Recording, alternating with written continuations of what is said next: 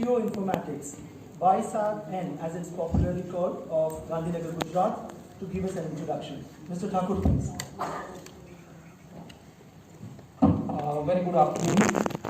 Honorable Minister for Electronics and IT Communication Law and Justice, Honorable MOS Social Justice and Empowerment, Honorable Chairperson NCSE, Honorable Vice Chairperson NCSE, Honorable Members Vasad, Dr. Anjumala Ma'am, Respected Secretary, Ministry of Electronics and IT, Respected Secretary NCSE, CEO NEGD, Director General Bhaskaracharya Institute, who is attending it through video conferencing, senior officers of NCSE, esteemed member from media, and ladies and gentlemen.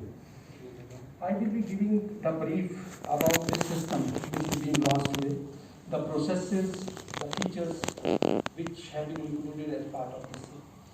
So this is the online mechanism for filing the complaints, which are promptly acknowledged through a unique UCN number, unique complaint number for future references. There is a provision of monitoring and easy tracking, as well as efficient and time-bound processing of complaints and redressal. Right now, sir, we have 3 modes through which the complaint can be filed.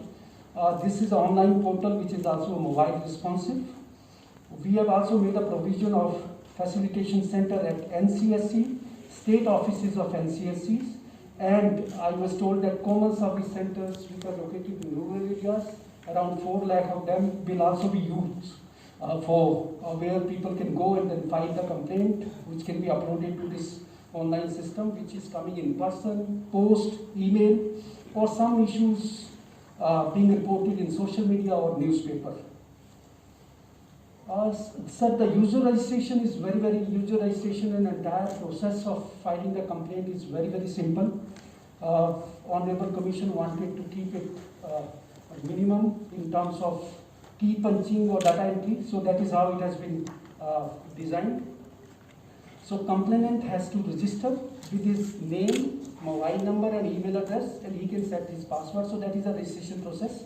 It is available right now in Hindi and English. And once that is done, user can log in with his email or mobile number, he gets a OTP and he gets into the system. So it is kept very simple. And once he is into the system, he can file a complaint. He can see the status of his complaint, and then FAQs and the chatbot is also built into the system.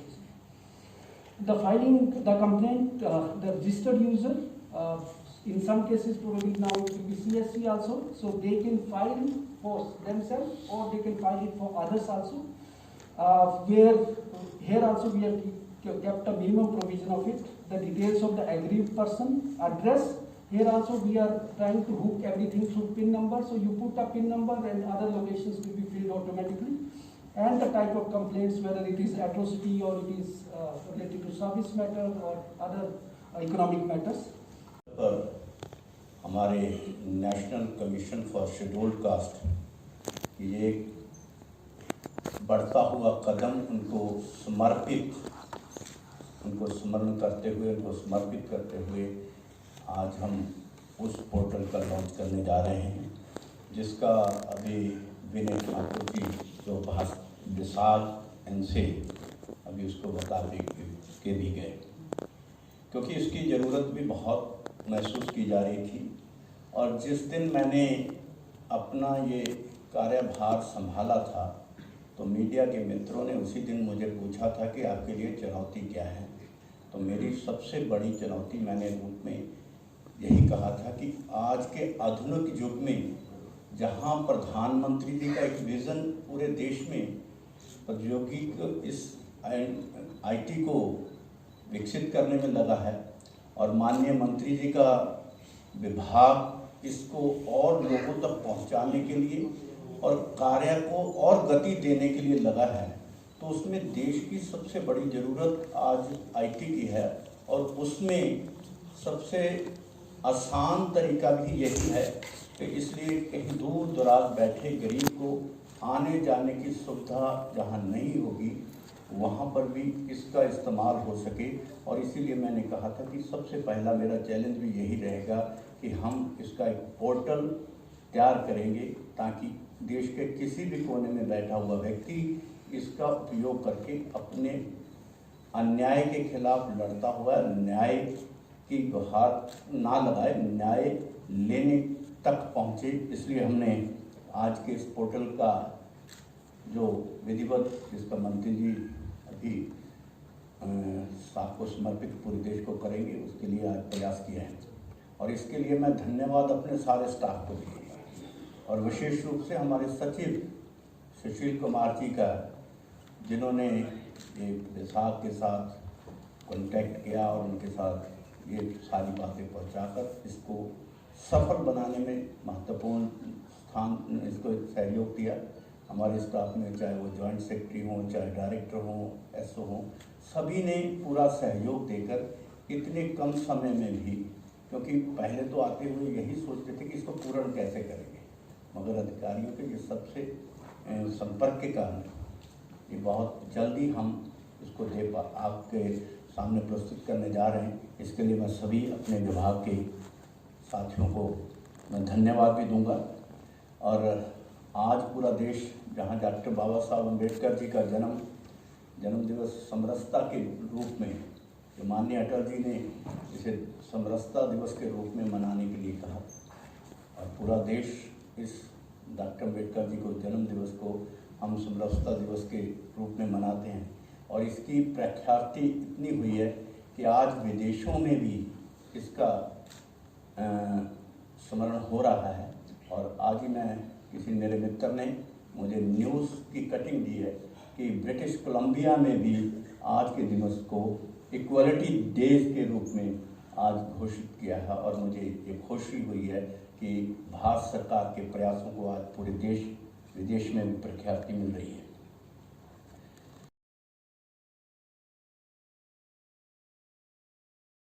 हमारे कार्यक्रम में है, उसके लिए मैं इनको बहुत बहुत बधाई देता हूं। अभी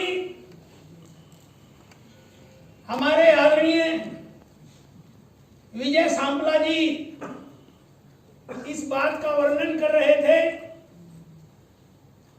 कि इस पोर्टल की सफलता में हमारे प्रौद्योगिकी मंत्रालय का बहुत बड़ा योगदान है। सिर्फ हमारे पोर्टल के लिए नहीं, कमीशन के लिए, बल्कि जो हमारा सारा मंत्रालय है, सोशल जस्टिस एवं अधिकारिता मंत्रालय, उसमें हमारा कमीशन भी आ जाता है। और जिस विभाग को हम गहराई से इसमें कमीशन में देखते हैं, एट्रोसिटीज के विषय को, जब तक रविशंकर जी का आशीर्वाद नहीं मिलेगा, हम उसमें भी बेहतरीन परफॉर्मेंस नहीं कर सकते। उसके लिए भी हमें इनकी आवश्यकता है। और पिछले, मैं तो इनको 30 साल से जानता हूं, मंत्री के रूप में भी पिछले 20 सालों में जब सरकार बनी है, तब से आप मंत्री रहे हैं। और हमारे समाज के सामने जब भी कोई ऐसे अवरोध खड़े हुए, चाहे वो सुप्रीम कोर्ट ने खड़े किए, चाहे वो किसी ने खड़े किए, मोदी जी के नेतृत्व में और आपके आशीर्वाद से आप चट्टान की तरह हमारे समाज के पीछे खड़े रहे। और उन सभी जो भी हमारे रास्ते में बाधाएं आई, उन्होंने हमारी बाधाओं को दूर किया। इसके लिए भी मैं आपका बहुत बहुत धन्यवाद करना चाहता हूं। Will facilitate aggrieved persons from the scheduled castes to file complaints by first registering themselves for filing their complaint about any incident of atrocity or complaints related to service matter and social and economic matters, etc. in an easy as well as safe manner. The portal is available in English and Hindi languages. However, users can upload their complaint in any Indian language. The portal ensures that grievances are registered and acknowledged promptly through a unique file identification number for future reference. A complainant has the option to upload the audio and video file as well. Apart from bringing in ease of usage to the users, the inbuilt robust e-filing system will enable the Commission to ensure compliance of legal and other safeguards against the exploitation of scheduled castes, take necessary actions and resolve issues within stipulated timeframes, and meet the constitutional mandate in a more effective manner.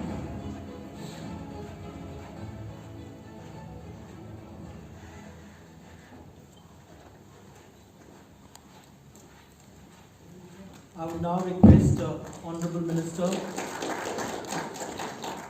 Shri Ravi Shankar Prasad ji to share his thoughts with us on this occasion.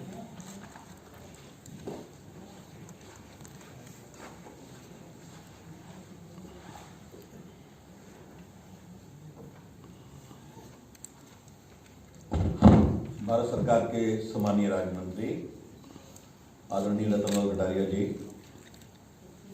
आयोग के सम्मानीय अध्यक्ष भारत सरकार के पूर्व मंत्री विजय सापला जी, उपाध्यक्ष श्री अरुण हलदर जी, सदस्य अंजू बाला जी, सुभाष रामनाथ पाजी जी, मेरे विभाग के सचिव श्री अजय सहनी जी, सुशील कुमार जी, अभिषेक सिंह विभाग के एडिशनल सेक्रेटरी, अन्य सभी पदाधिकारीगण, देव सज्जनों, पत्रकार मित्रों, मुझे बहुत प्रसन्नता है कि आज शिकायत करने की परंपरा आयोग में डिजिटल हो रही है।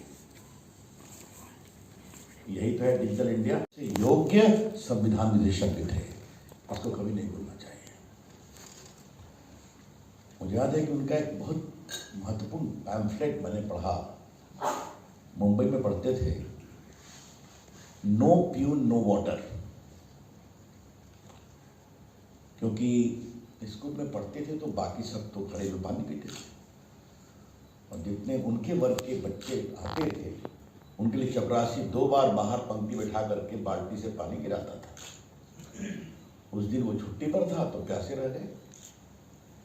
आप कभी कल्पना करिए कि इतनी पीड़ा और विषमता से अपने को उसमें डालना चाहिए।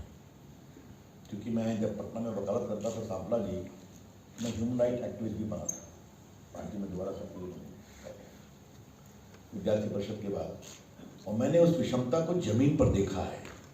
मैंने जाकर, अभी जो हमारे रतवाल जी मुझे मेरे बारे में बोल रहे थे, तो मेरे अंदर ये जो एक भावना है वो बहुत दिनों से है, तो मैंने देखा उनकी विषमताओं को। और उन्होंने क्या सपना देखा कि हमें संवैधानिक तरीके से भारत को बनाना है और अपने लिए सम्मान पाना है। We have to ensure progress of India through constitutional means।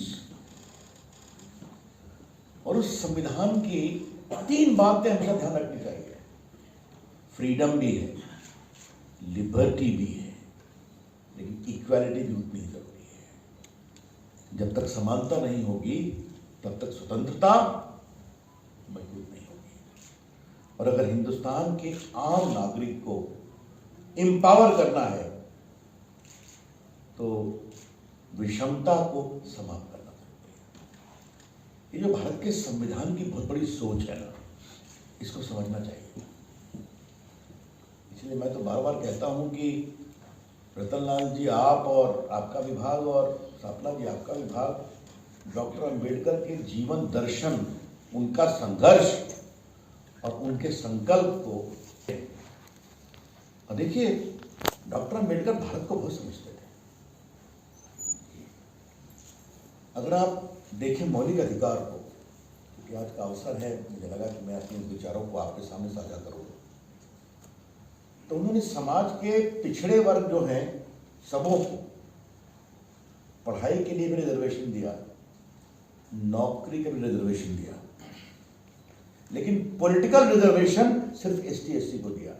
मतलब विधानसभा और लोकसभा में उनके लिए आरक्षण दिया। तो अगर हमें उन्हें आगे बढ़ाना है तो हमें उनके लिए ये भी आरक्षण देना पड़ेगा। और दो मूल सिद्धांतों को समझना बहुत जरूरी है। हमारे जो वनवासी भाई हैं, आदिवासी भाई हैं, उनको इसलिए आरक्षण दिया कि उनको वन से निकाल कर समाज के मुख्य धारा में लाना था। और जो हमारे दलित भाई हैं, उनको आरक्षण समान इसलिए दिया कि उनके साथ जो हजारों साल की विषमता थी उसको समाप्त करना था। डॉक्टर पटेल, सरदार पटेल, राजेंद्र बाबू, मौलाना आजाद, जवाहरलाल नेहरू, उनकी समझदारी थी भारत के भविष्य के बारे में। लेकिन उन्होंने ये पाया कि ये विषमता हिंदू समाज की कुरीति है जो तक वो साथ हुई। इसीलिए जब शेड्यूल कास्ट ऑर्डर 1950 बना, उसमें जिसमें हर स्टेट में कौन कौन शेड्यूल कास्ट होगा उसको उसी के माध्यम से आइडेंटिफाई करना। उसमें लिखा है this shall be applicable to those who are Hindus. बाद में उसमें सिख और बुद्धिस्ट जोड़ा जो संविधान में भी पड़ा। इसलिए आज तक जब मैं दलित और मुस्लिम, दलित क्रिश्चियन और दलित मुस्लिम की बात सुनता हूं तो मेरे अंदर एक कौतूहल पैदा होता है कि आपको ये बताना पड़ेगा कि आपके समाज में भी ये विषमता हुई है हजारों साल से, उसे स्वीकारना पड़ेगा। हिंदू समाज के लोगों ने स्वीकारा और संविधान बनाने वालों ने स्वीकारा कि हमारे यहाँ विषमता हुई है, उसका हमें संवैधानिक उत्तर देना पड़ेगा। ये पॉलिटिकल समझदारी और संवैधानिक समझदारी बहुत जरूरी है। मैं हमेशा मानता हूं कि आजाद भारत में 3 नाइंसाफी हुई है और मैं बहुत गंभीरता से कहना चाहता हूं। भारत को बनाने वाले हर विचारधारा के लोग हैं, उनकी सोच रही है। सरदार पटेल अगर नहीं होते तो भारत कहां होता?